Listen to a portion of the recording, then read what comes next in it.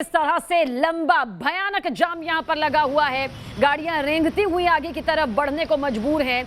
यानी आज से दिल्ली अनलॉक हो चुकी है। हर तस्वीर हम दिखा रहे हैं और अभी से ट्रैफिक जाम की ये लंबी बड़ी समस्या देखिए किस तरह से दिखाई दे रही है। और अब भी हम बार बार कह रहे हैं कि लापरवाही बरती तो संक्रमण बढ़ेगा, इसमें कोई दो राय नहीं है।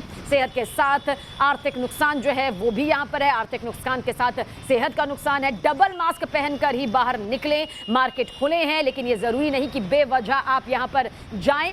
जरूरी सामान लेने के लिए जाएं लेकिन तय वक्त पर जाएं और तय वक्त पर वापस लौट जाएं। ये हमारी और आपकी खुद की जिम्मेदारी यहाँ पर बनती है। और देखिए किस तरह से लंबी कतार ये दिल्ली के आईटीओ से इस वक्त हम आपको दिखा रहे हैं।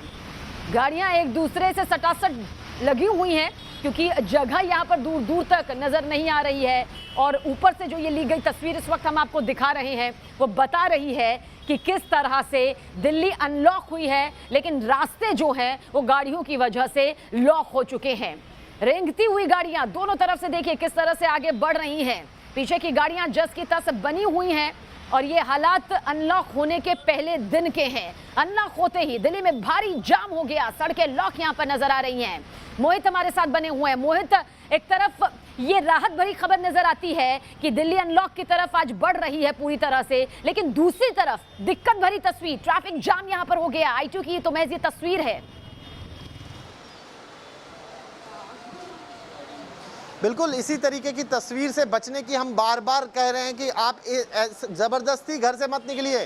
आप अनलॉक में कुछ दिन और इंतजार कीजिए। अभी पूरी तरीके से अनलॉक नहीं खुला है, दूसरी श्रेणी है। और ये ध्यान रखना होगा कि सड़क पर जिस तरीके से अगर जाम बढ़ रहा है, हमने पहले अनलॉक 1 के दिन भी दिखाया था, ये घातक सिद्ध हो सकता है। दूसरी लहर जो आई है वो इसी वजह से आई है, वरना हम लोग बहुत आगे निकल गए थे। हम लोग केसेस जो हैं दिल्ली में वो 100 से भी नीचे आए थे एक दिन, लेकिन वही केसेस बढ़ते बढ़ते 28,000 पहुंच गए। 36% संक्रमण दर पहुंच गई।